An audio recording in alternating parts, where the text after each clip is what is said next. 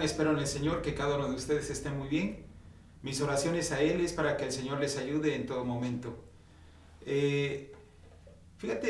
Hace algunos días estaba pensando en todas las afectaciones que hemos sufrido por causa de la pandemia como iglesia. Y bueno, yo pensaba en esto que definitivamente que ha afectado nuestro ánimo, ha afectado nuestra situación económica, ha trastornado nuestras actividades como iglesia. Hasta cierto punto considero que como que nos hemos detenido en el trabajo que nosotros estábamos realizando. Aunado a esto, pues siempre latente el temor de contagiarnos con el virus y bueno, todas estas situaciones que nosotros hemos estado enfrentando. Pero bueno, un motivo de agradecimiento al Señor es que Él nos ha permitido reaperturar, reiniciar nuestras reuniones presenciales y bueno, yo le agradezco a Dios por ello. Extrañando siempre a algunas familias de la iglesia que han dejado de reunirse en los cultos de adoración por diferentes motivos, diferentes razones, pero nuestras oraciones siempre son al Señor por la vida de cada uno de ellos. Gracias a Dios que estamos aprendiendo a realizar nuestras actividades como iglesia, guardando el protocolo sanitario que nos marcan nuestras autoridades. ¿Esto qué ha implicado? Ha implicado más trabajo, más recursos económicos y humanos, pero tenemos que seguir adelante y cumplir con los propósitos de Dios, confiando en Él y en sus promesas.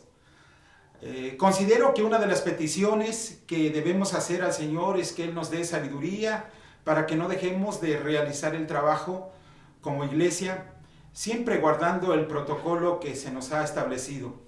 Y para esto yo pensaba, necesitamos considerar nuevamente algunos aspectos de lo que es la iglesia, de lo que somos nosotros como iglesia, y para ello pues quise que meditáramos en Primera de Juan, capítulo 1, versículo del 1 al 4, donde rescatamos algunas cualidades de la iglesia del Señor. Esta primera carta de Juan está considerada dentro de las cartas generales porque no están dirigidas a ninguna iglesia o alguna persona en particular. Esta carta tenía que ser leída en todas las iglesias de Asia Menor y es escrita precisamente con el propósito de dar seguridad a los creyentes en su fe, así como oponerse a las falsas enseñanzas que se estaban introduciendo en ellas, de las cuales algunas de estas enseñanzas es que negaban que Jesucristo fuera el Mesías o Dios hecho carne, así también como negar la realidad del pecado. Para esto Juan introduce esta carta y nos muestra estas cualidades o algunas de las cualidades de la iglesia del Señor. En primer lugar, lo que nosotros podemos ver en esta primera carta de Juan, capítulo 1, versículo 1, es que la iglesia tiene una experiencia compartida. Mira, dice la Escritura de esta manera: lo que era desde el principio, lo que hemos oído, lo que hemos visto con nuestros ojos, lo que hemos contemplado y palparon nuestras manos tocante al verbo de vida. El apóstol Juan se considera que fue el último de los apóstoles de Jesús quien murió. Su hermano era Jacobo, que el Señor, por cierto, nuestro Señor Jesús les puso por sobrenombre Boanerges o hijos del trueno, definitivamente por el carácter que ellos tenían. Ellos, junto con otros apóstoles, habían experimentado la presencia de Jesús en sus vidas, pienso yo, tanto física como espiritualmente. Estaban seguros que este Jesús era el Mesías, el enviado de Dios, el Padre, y dice Juan, y esto era desde el principio de su ministerio.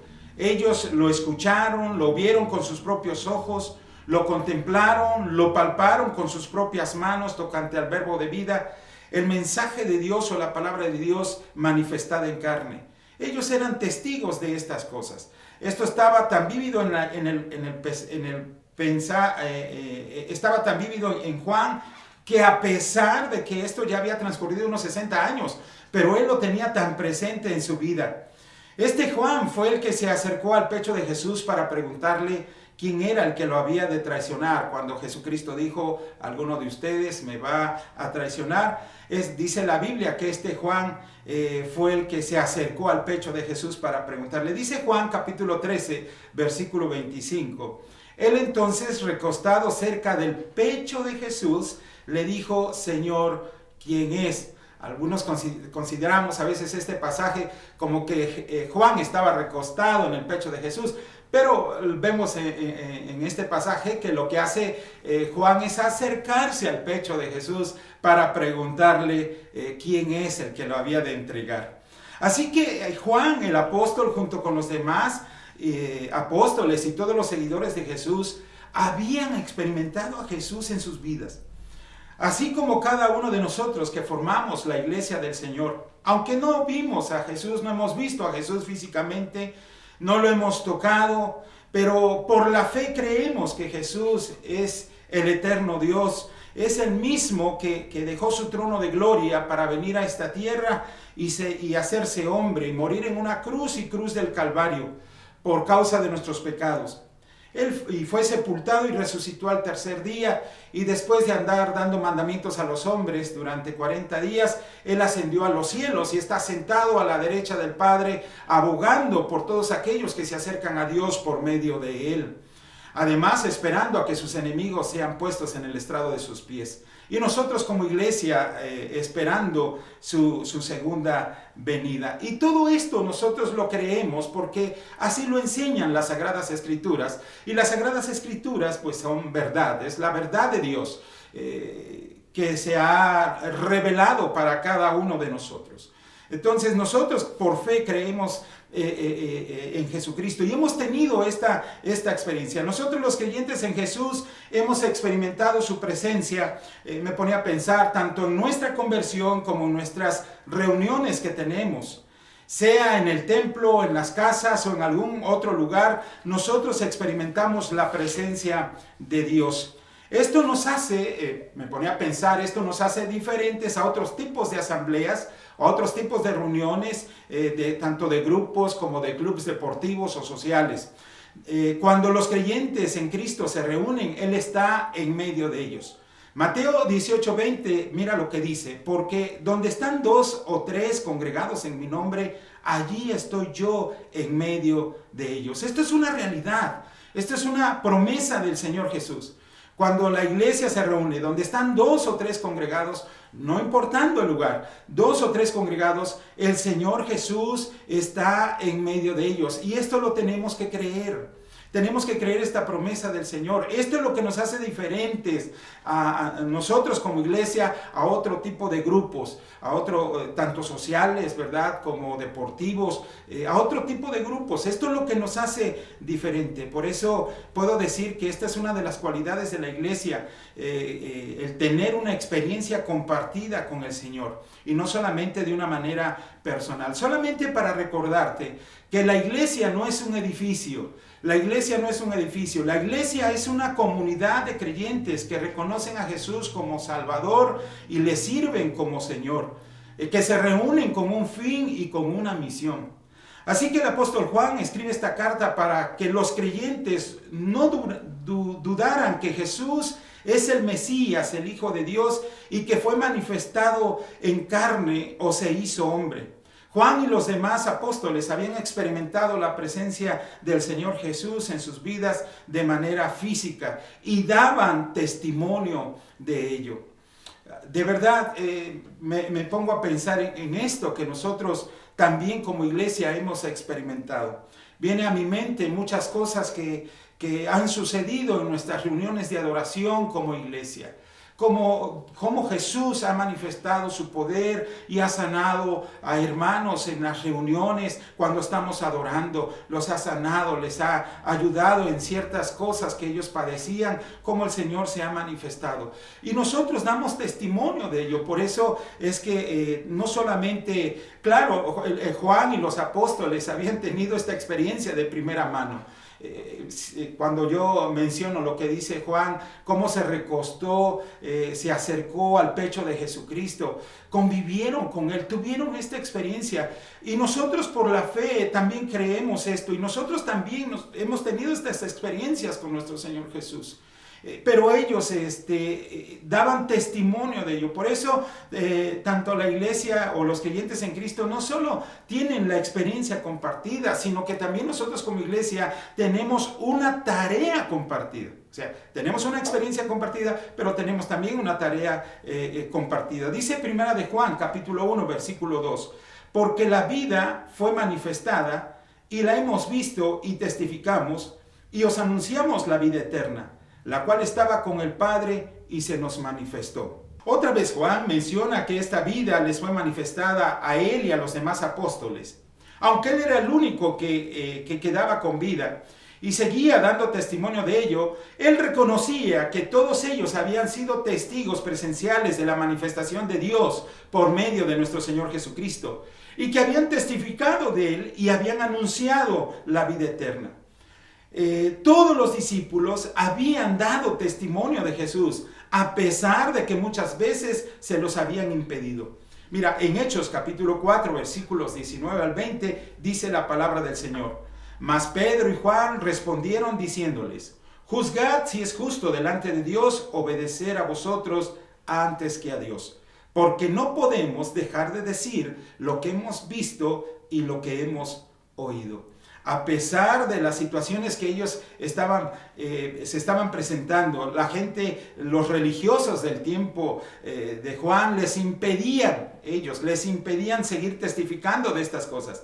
Pero ellos decían, no podemos dejar de decir lo que hemos visto y lo que hemos oído. Qué hermoso es esto. Yo creo que si cada uno de los creyentes en Cristo Jesús hiciéramos lo mismo, que propusiéramos en nuestro corazón no dejar de decir lo que hemos visto y lo que hemos oído tocante al verbo de vida.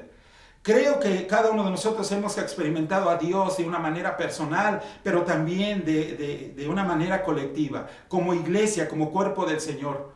En mi mente saltan muchos testimonios, cómo Dios ha sustentado a su iglesia en medio de cualquier circunstancia, en medio de cualquier dificultad. Dios siempre se ha movido en medio de su iglesia. ¿Cuál es el propósito de dar testimonio de esto? Bueno, la Biblia nos enseña que el propósito es para que las demás personas pongan su fe en Jesús y alcancen la salvación y la vida eterna. Mira, Romanos capítulo 16, versículos 25 al 26, dice el apóstol Pablo, y al que puede confirmaros según mi evangelio y la predicación de Jesucristo, según la revelación del misterio que se ha mantenido oculto desde tiempos eternos, pero que ha sido manifestado ahora, y que por las escrituras de los profetas, según el mandamiento de Dios eterno, se ha dado a conocer a todas las gentes para que obedezcan a la fe del Señor. El apóstol Pablo escribe esta parte en la carta de los Romanos. ¿A qué misterio se refiere? Bueno, que todos los gentiles iban a ser incluidos para formar parte del pueblo de Dios. Y de esto se ha dado testimonio, dice, para que todas las personas pongan su fe en el Señor. Algo que estaba oculto se ha manifestado, ahora se ha hecho patente, ahora nosotros lo vemos y puede suceder eso. Así que nosotros tenemos que dar testimonio como lo hicieron los discípulos de nuestro Señor Jesucristo. Ahora, esta tarea no era exclusiva de los apóstoles, o de los evangelistas, o de los maestros, o de los predicadores, sino de toda la iglesia, de todos los seguidores de Jesús, o de sus discípulos, que habían experimentado su presencia en sus vidas. Todos los que hemos experimentado la presencia de Dios en nuestras vidas, no debemos dejar de dar testimonio, aunque traten muchas veces de impedírnoslo. Debemos pedir valor y sabiduría al Señor para hacerlo. Las formas de hacerlo van a cambiar, pero nuestra función como iglesia debe seguir siendo la misma. Por eso dije al principio que nuestra petición a Dios debe ser que nos llene de sabiduría para saber cómo podemos ser testigos de Él aún en medio de esta pandemia. Así como tenemos una experiencia compartida, también tenemos una tarea compartida, pero una comunión compartida. Primera de Juan, capítulo 1, versículo 3, dice la palabra del Señor de esta manera. Lo que hemos visto y oído, estos anunciamos, para que también vosotros tengáis comunión con nosotros. Y nuestra comunión verdaderamente es con el Padre y con su Hijo Jesucristo. En la predicación o en el anuncio de Juan sobre la manifestación de la vida en Cristo Jesús, buscaba más personas que entraran en esta comunión con ellos o con la iglesia. ¿Qué está diciendo Juan? Cuando nosotros tenemos este tipo de fe, cuando reconocemos y aceptamos que Jesús es el Mesías de Dios, que fue manifestado en carne, que murió y resucitó para nuestra salvación, y confiamos en Él como nuestro Salvador y le servimos como nuestro Señor, tenemos comunión unos a otros y a su vez estamos en una buena relación con el Padre y con su Hijo Jesucristo.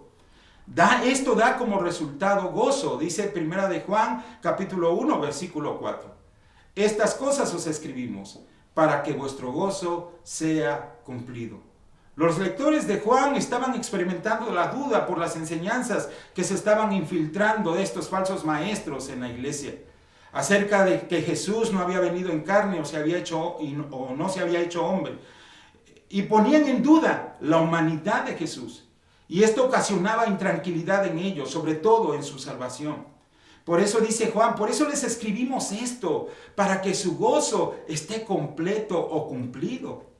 Primera de Juan capítulo 5, versículo 13, mira, dice, estas cosas os he escrito a vosotros que creéis en el nombre del Hijo de Dios, para que sepáis que tenéis vida eterna y para que creáis en el nombre del Hijo de Dios.